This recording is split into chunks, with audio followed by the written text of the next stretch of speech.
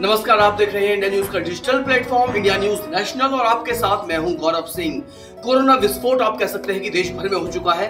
नोएडा की अगर बात करें तो नोएडा में एक साथ 140 केस सामने आए हैं। वहीं दिल्ली में लगातार कोरोना के केसेस का ग्राफ बढ़ता ही जा रहा है और इस तूफानी रफ्तार से जिस तरह से ये कोरोना केसेस बढ़ रहे हैं, चिंता का विषय है। संकट गहराता जा रहा है।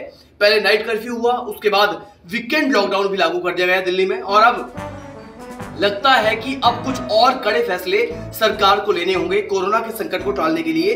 सत्येंद्र जैन, जो कि दिल्ली के स्वास्थ्य मंत्री हैं, उन्होंने एक बड़ी बात कही है। उन्होंने कहा है कि देश में भले ही ये तीसरी लहर की आहट हो रही हो, लेकिन ये मान लीजिए कि दिल्ली में पांचवी लहर कोरोना की आ चुकी है और ये जो पांचवी लहर है ये बहुत ही विनाशकारी हो सकती है। बहुत ज्यादा संक्रमण का खतरा बढ़ सकता है और उन्होंने ये भी कहा है कि इस आज का जो बात करें अगर हम, तो आज पॉजिटिविटी रेट जो है वो 10% हो सकता है, यानी कि 10,000 मामले राजधानी दिल्ली में कोरोना के पॉजिटिव केसेस सामने आ सकते हैं। हालांकि कहीं ना कहीं उन्होंने ये भी कहा है कि जो केसेस हैं वो काफी माइल्ड हैं, जो सिम्टम्स हैं उनमें काफी माइल्ड हैं, इसलिए हमें एहतियात बरतनी होगी, हमें प्रोटोकॉल्स का पालन करना होगा, घबराना नहीं होगा और हम घर में आइसोलेट रहकर भी कोरोना को हरा सकते हैं। उन्होंने ये भी कहा है कि हमने हालांकि इंतजाम के तौर पर कि अगर केसेस बढ़ते हैं और तूफानी रफ्तार से बढ़ते हैं तो दिल्ली सरकार ने काफी इंतजाम किए हैं। उसके लिए दिल्ली सरकार ने जितने भी प्राइवेट हॉस्पिटल्स हैं उनमें 40% बेड्स जो है वो रिजर्व कर दिए गए हैं कोरोना केसेस के लिए। तो ये दिल्ली की तैयारी है कोरोना को हराने की, लेकिन दिल्ली वालों को खुद भी अपनी एहतियात बरतनी होगी, क्योंकि दिल्ली में कोरोना को हराने में ना सिर्फ सरकार, ना सिर्फ प्रशासन, ना सिर्फ पुलिस, ना सिर्फ स्वास्थ्य विभाग, बल्कि हम सबकी भी बहुत बड़ी जिम्मेदारी है।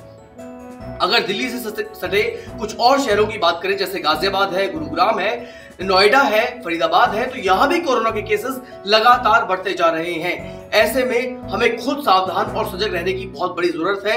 इसके अलावा अगर बात करें यूपी की, यूपी में चुनाव है और पहले से यह मुद्दा गर्माता जा रहा है कि चुनाव में दिन में रैलियां होती हैं और रात में नाइट कर्फ्यू लगा दिया जाता है। तो भैया ये कैसा इंतजाम है? ऐसे कैसे हम कोरोना को मात दे पाएंगे?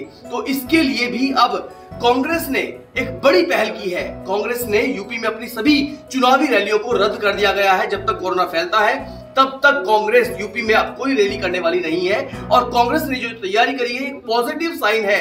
ये उस पार्टीज को, तमाम पार्टीज को एक आईना दिखाने का काम करेगा ये फैसला, जिन्होंने कोरोना को बहुत हल्के में ले रखा है और ताबड़तोड़ पूरे यूपी में रैलियां चल रही हैं। चाहे समाजवादी पार्टी हो, चाहे बसपा हो, चाहे बीजेपी हो, किसी भी अगर हम दल की बात करें तो इस वक्त रैलियों का हुजूम लगातार बढ़ता जा रहा है।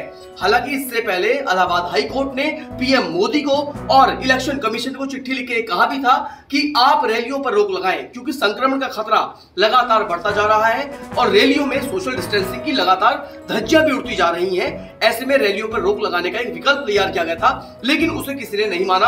अब तक उस पर कोई बैठक नहीं हुई है। खुद चुनाव आयोग इस बात को मानता है कि हम 5 तारीख के बाद फैसला लेंगे। तो कहीं ऐसा ना हो कि फैसला लेने में काफी देर हो जाए और कोरोना का विस्फोट देश भर में हो जाए। इससे पहले हमने देखा भी था कि बंगाल चुनाव में भी कुछ ऐसी ही तस्वीर सामने आई थी कि बंगाल में चुनाव के मद्देनजर ताबड़तोड़ रैलियां रही, प्रचार चलता रहा, जगह जगह लोगों की गैदरिंग रही और उसके बाद डेल्टा ने क्या हाल हमारे देश भर में किया वो हम भूल नहीं सकते। तो अब कोरोना की तमाम अपडेट्स हमने अब तक की आपको बता दी हैं और बाकी अपडेट्स जानने के लिए लगातार बने रहिए इंडिया न्यूज नेशनल के साथ। धन्यवाद। अगर आपको हमारा ये वीडियो पसंद आया हो तो वीडियो को लाइक करें और चैनल को सब्सक्राइब करें और हाँ, बेल आइकन को दबाना ना भूलें ताकि आप तक वीडियो का नोटिफिकेशन पहुंचता रहे। देश और दुनिया की तमाम खबरों के लिए देखते रहिए इंडिया न्यूज नेशनल।